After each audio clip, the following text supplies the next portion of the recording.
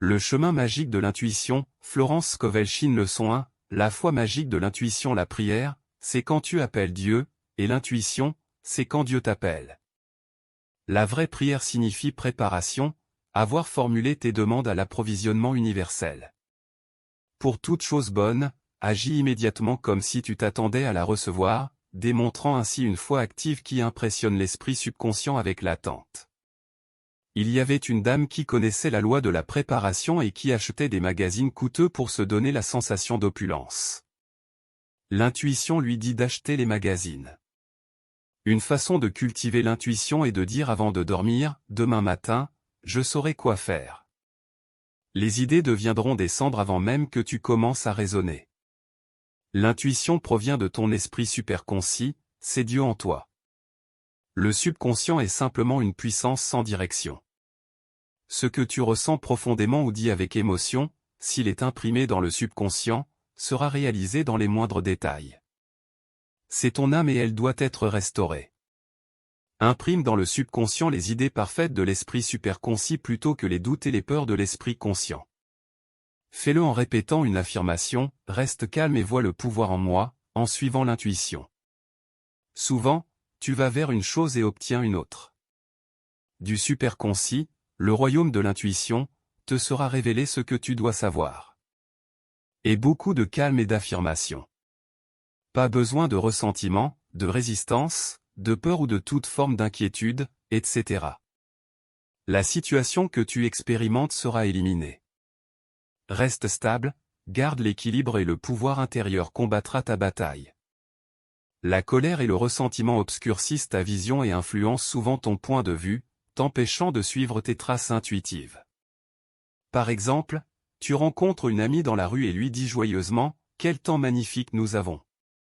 Elle répond, « Oui, mais tu as l'air plutôt fatigué. » Alors tu réponds avec émotion, faisant ta première fausse étape, « Je ne me suis jamais senti aussi reposé de ma vie. » Puis elle réplique, « Eh bien, peut-être que tu as l'air ainsi parce que tu portes un chapeau qui te va très mal. » Plein de ressentiment, tu cours à la maison pour te regarder dans le miroir et voir ce qui ne va pas avec le chapeau. As-tu mal à la nuque? Eh bien, ton attitude mentale a causé une congestion là-bas. C'est ainsi que l'expression « j'ai mal à la nuque » est née dans le jargon. Maintenant, tu es sur le point d'attraper un rhume ou quelque chose de pire. Invoque immédiatement la loi du pardon, envoie de l'amour et de la bienveillance à ton ami et dis, « Pouvoir d'en haut, donne-moi une autre chance. Cette fois, je ne vais pas discuter, je serai non résistant, affectueux et gentil. » Maintenant, tu as neutralisé la congestion et les maux qui lui sont associés. La prochaine fois que tu rencontreras ton ami, tu seras rempli de bonne volonté et tu te ficheras vraiment de savoir si elle aime ça ou non. Alors tu lui diras, « Quelle belle journée aujourd'hui !» Et elle répondra, « Comme tu es élégant. Où as-tu trouvé ce chapeau si mignon ?» Ce n'est pas une réponse émotionnelle à une situation, tu en as fini avec ça. Sinon, tu vivras la même expérience encore et encore. Le calme est le joyau de grande valeur. Le jeu de la vie est un jeu de boomerang, donc tout ce que tu envoies te reviendra. Jésus a dit de faire aux autres ce que tu voudrais qu'ils te fassent. Tu ne peux pas blesser quelqu'un sans te blesser toi-même. Nous sommes tous liés par une force magnétique mystérieuse. Ce que tu envoies en parole ou en pensée contre un autre te reviendra. Si une personne est principalement sur le plan mental, son karma ou son retour prendra plus de temps, si elle est développée spirituellement, il reviendra très rapidement.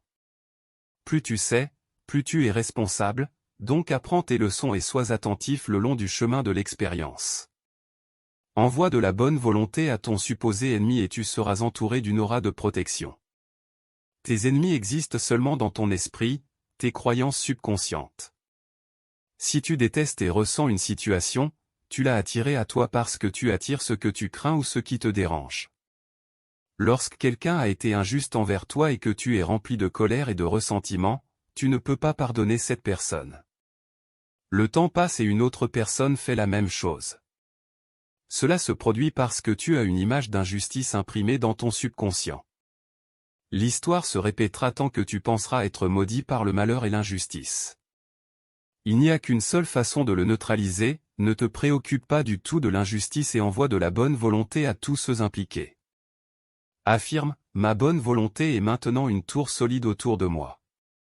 Je transforme tous les ennemis en harmonie et chaque injustice sera une surprise pour toi. Comment fonctionne la loi? Une de mes étudiantes a tiré de l'harmonie du chaos dans ses affaires commerciales en utilisant l'affirmation susmentionnée.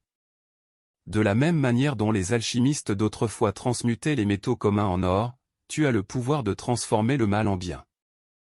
C'est pourquoi je te dis, tout ce que tu demandes en prière, crois que tu l'as reçu et il sera à toi.